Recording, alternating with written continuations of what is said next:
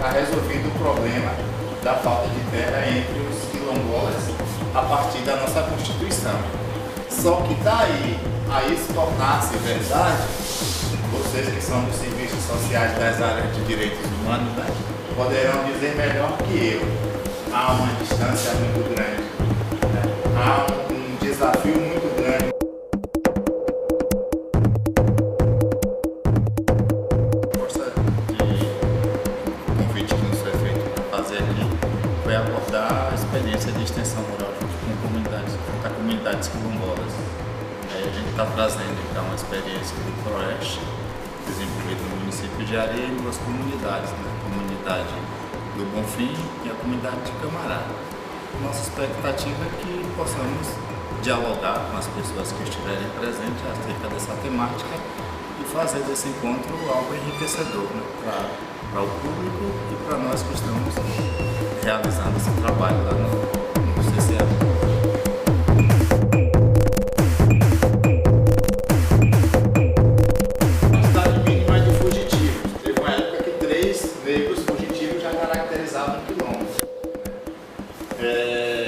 O isolamento geográfico, exatamente para se proteger da ação dos caçadores de escravos fugidos, né, os capitães do mato, às vezes negros, mulatos, morenos, que recebiam por esse serviço. Vocês podem ler um texto do Machado de Assis chamado Pai contra Mãe, muito interessante, que coloca essa dualidade entre, né, o capitão do mato e a escrava fugida. Eu não vou contar o conto, porque vocês poderão ler, será melhor contado por Machado de Assis do que contado por mim. Vocês podem ver depois. Pai contra Mãe. A moradia, geralmente, que era referida, era uma moradia chamada de rancho, muitas vezes feita, coberta de palha, com paredes de palha ou com paredes de barro e cobertura de palha, que em alguns locais o pessoal também chama de mucambos, né? No livro Sobrados e Mucambos de Gilberto Freire, vai trazer essa relação entre o rural e o urbano, né? A estrutura do senhor feudal e a estrutura da população escravizada. Uma outra categoria era o autoconsumo e a capacidade de reprodução, e essa já simbolizada pelo pilão, né? Pelo pilão de arroz. Por quê? Se no quilombo já tinha um pilão, ali as pessoas já estavam estabelecidas há pelo menos uns 6 meses, que era o tempo dele poder ter o ciclo, né, de cultivar o arroz, colher esse arroz, pilar para tirar a casca e aproveitar ali o seu alimento. Então era uma categoria também para identificar.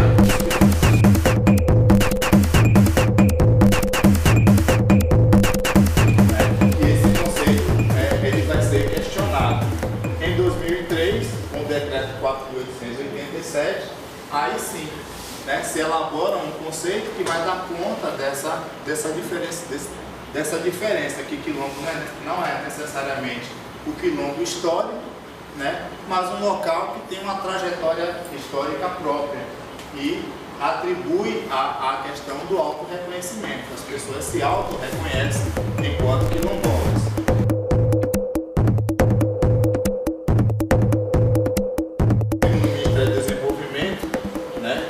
A Fundação Palmares tinha mapeado cerca de 3.524 comunidades quilombolas no Brasil, mas há uma perspectiva que sejam cerca de 5.000. Né? Só para a gente deixar claro a distância entre o que a Constituição diz sobre a questão das comunidades quilombolas e a sua efetividade, né? Apenas 4% do total de comunidades quilombolas existentes no Brasil têm suas terras tituladas, ou seja, têm o direito de posse reconhecido. Tantas outras vivem, né, aí na luta e ameaçadas, né, pela propriedade privada, pelos parques agora, né, que o pessoal está falando, as unidades de conservação ambiental, pelas forças armadas, mas é bem clássico a situação lá do Maranhão, né, do outro lado da ilha de São Luís, aquela onde tem a base aérea. Então, é muito difícil, né, a gente não é difícil, na verdade, aceitar, possível aceitar, que após tanto tempo, essa situação ainda seja da mesma forma. Mas não é uma característica própria, né, apenas dos quilombolas. A gente vai, então, entender essa perspectiva da falta de titulação da terra no histórico da realidade agrária brasileira, né? Essa estrutura conservadora, baseada no latifúndio, né? na agricultura de larga escala para exportação. Então, isso, né, irá afetar os quilombolas como afeta outras categorias de pessoas sem terra. Então,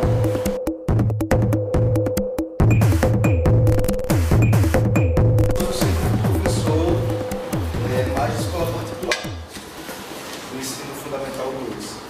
Então, quando há algum assunto voltado para a matriz africana, é totalmente inviável o nosso trabalho, porque aqui em João Pessoa, principalmente, a gente tem bastante evangélico e a grande maioria dos meus alunos são de famílias evangélicas, e a orientação que a gente tem da direção é que não trabalhe a matriz africana dentro da própria escola, porque já teve professor que foi trabalhar e os pais foram dizer, reclamar a direção, que o professor estava induzindo aos meninos a serem do candomblé ou da umbanda, porque estava entrando nessa questão de religião, né? A religião brasileira. E até hoje eu sinto essa dificuldade, assim, nas escolas particulares, de como trabalhar a questão da matriz africana dentro da... Até mesmo se você for pegar alguma coisa da questão quilombola, por exemplo, eles não querem, porque eles dizem que isso vai cair já dentro da questão da religião, ódio, enfim. E eu tenho alunos também, assim, são negros, mas os pais não aceitam que a gente trabalhe as questões da matriz africana dentro da escola. uns 4 anos, 3 anos e meio, mais ou menos, tem sido de grande descoberta para mim. Né? Apesar de ser negro, de ter vindo de família pobre, de ter passado por todos os problemas, né? Para ter uma educação de nível superior, depois fazer mestrado, doutorado e tal, que a maioria aqui, um grande número deve conhecer e viver situação parecida com a minha, só nos últimos anos é que eu me dei conta de que eu sei muito pouco sobre a história afro-brasileira, porque a escola ela não nos permite esse acesso. Né? A gente tem que procurar fora o ambiente acadêmico. Né? Infelizmente não foi permitido dentro do ambiente escolar. E por que não foi? Na minha concepção, que está bem claro na sua fala, ainda há uma disputa de espaço. Né? Na falsa democracia racial brasileira, ainda tem um grande peso da discriminação e da exclusão, né, da população afro-brasileira, ao ponto de, né, até mesmo algumas pessoas negras não quererem falar sobre isso. Né? Talvez tenha aí um peso também do estigma, de remeter a um processo de escravização que eles não querem reconhecer, enquanto, né, os que não sofreram nem sofrem essa questão, também passa por isso como se não lhe incomodasse, né? Não existisse a presença do negro na sociedade brasileira. Então, para mim, está demarcada aí essa questão dessa discriminação, que ela está presente, né? Ela se manifesta no nosso cotidiano, mas às vezes a gente passa como se isso fosse algo normal, natural, está dentro da concepção brasileira. E o desafio é muito grande. Né? Você fala da escola particular, eu já teria até mais facilidade de compreender, né, se eu pegar o perfil de quem está nas escolas particulares. E nas escolas públicas, que o professor é negro, que a diretora é negra, né, que as pessoas já trazem a matriz afro, porque isso também não funciona, né, porque isso não tem chamado a atenção. Então, são questões que, claro, não terei respostas para elas, mas que, a meu ver, passa por esse processo de identidade, de autoafirmação, né, de auto-reconhecimento e de ocupação desse espaço. E não ocupar esse espaço como mais uma pessoa, ocupa esse espaço como uma pessoa, né, de matriz afro-brasileira. Esse espaço é meu, essa sociedade, né, é nossa, nós construímos ela coletivamente. Né, e não foi, isso não foi dado de graça, isso é uma conquista. É uma conquista a todo tempo. A lei, ela está aí, mas precisa se batalhar. Foi uma conquista chegarmos a ter um reconhecimento legal. A outra conquista será colocar essa lei em prática, né? E os espaços de disputa continuam.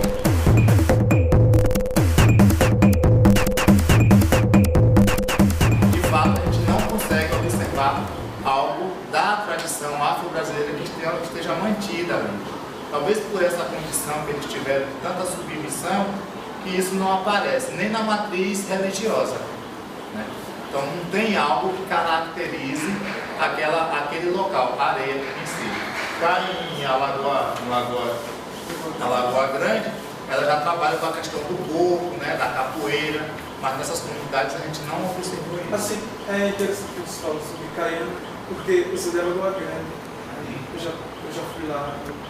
E o que se percebe é que há um impasse, mesmo que os mais velhos ainda persistam nessa questão de manter vivas as tradições culturais, ainda há um impasse por parte dos mais jovens e não querer prosseguir com essas manifestações, assim. Meio que uma expropriação cultural, né? Em detrimento do que se dá, do que acontece afora, assim, trazido pela indústria cultural, assim. Nas comunidades que nós trabalhamos em areia, a gente não tem nenhuma dessas atividades, né? Em Caiana mesmo tem esse impasse, mas estão lá praticando. Obviamente que qualquer cultura, em qualquer local desse mundo, né, ela está sob a influência da mídia, da grande indústria cultural, aí não terá como, mas do ponto de vista local, tradicional, é também uma afirmação de identidade. E as pessoas, para se afirmarem enquanto identidade, precisam estar empoderadas, né? Precisam ter uma autoestima elevada para dizer, olha, esse espaço aqui é nosso, aqui é um espaço de pouco, vocês podem até dançar forró em outro momento, mas nesse espaço aqui a gente reservou para fazer um pouco, uma roda de capoeira, né? Um maculelê, um samba de roda. Isso faz parte, não vai impedir também que os jovens, né, gostem de funk, dessas outras coisas que tem por aí.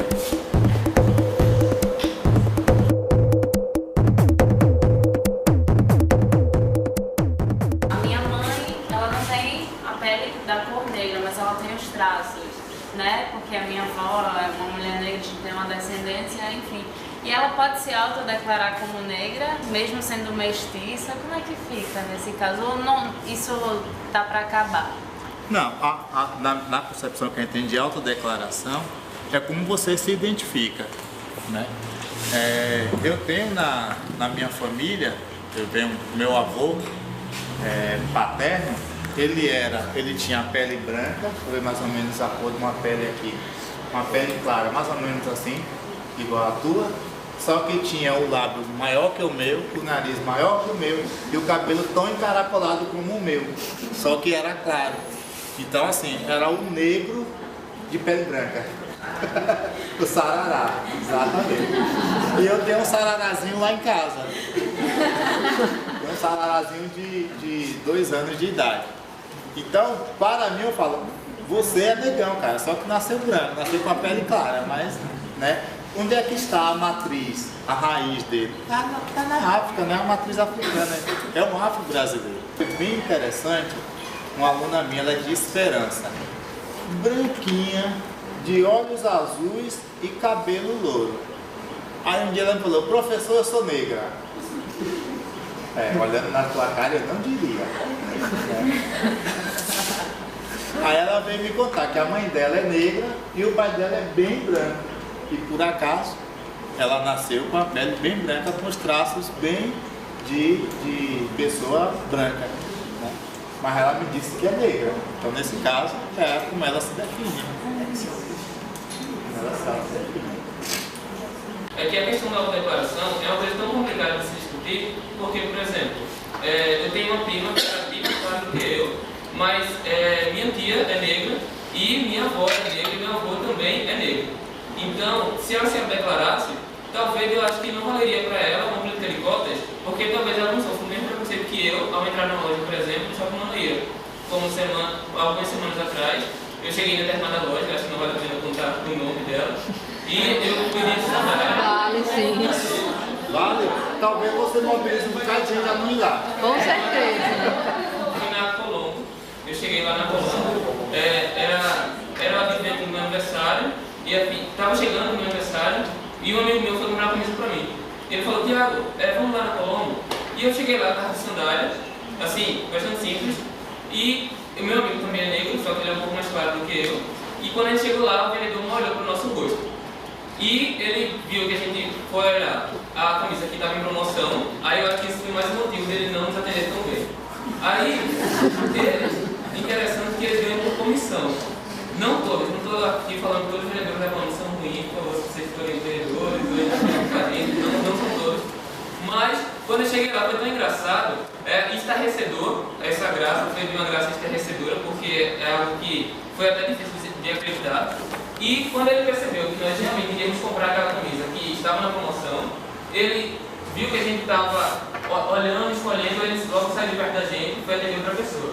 E olha que a loja é muito pequena, então para ele sair de perto da gente, ele teria que fazer um esforço muito grande.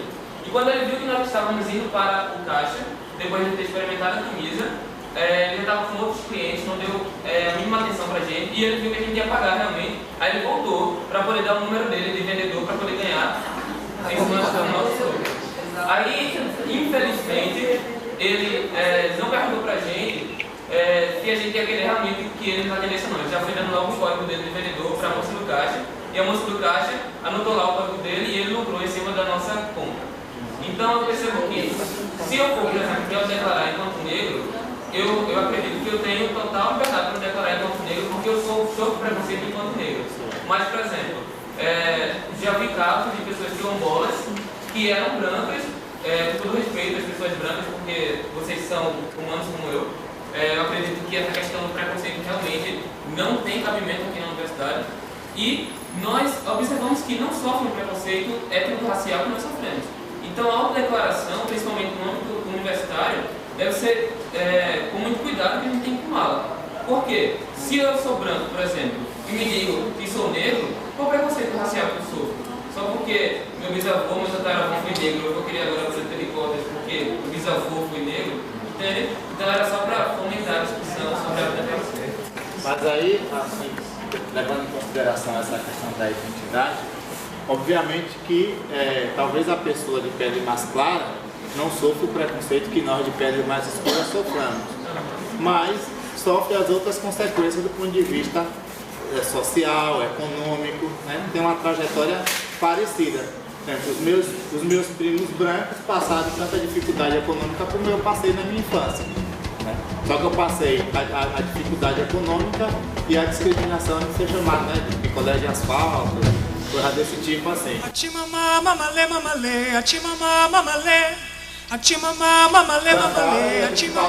relação melhor com os estudos que têm sido realizados. Inclusive a gente já passa a realizar lá no CCA outras atividades em parceria com o NEAB. Então, os nossos agradecimentos, agradecer a todos vocês, né, a paciência de estarem aqui até agora.